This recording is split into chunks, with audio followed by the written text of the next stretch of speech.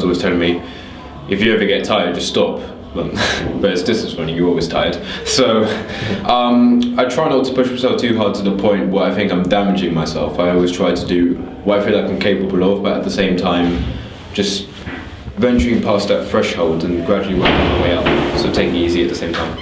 It was one that had the bottom of my foot here, and that just happened out of nowhere really, and I remember that I had to stop for quite a while because every time I was running, even just walking on it was a pain, so that put me out of action for a little bit. And there was another injury as well where I think I had my hamstrings, and that's from there on that I started to stretch my hamstrings more, because it's one of the most important muscles on the body, especially if you're doing things like, long distance running and sprints.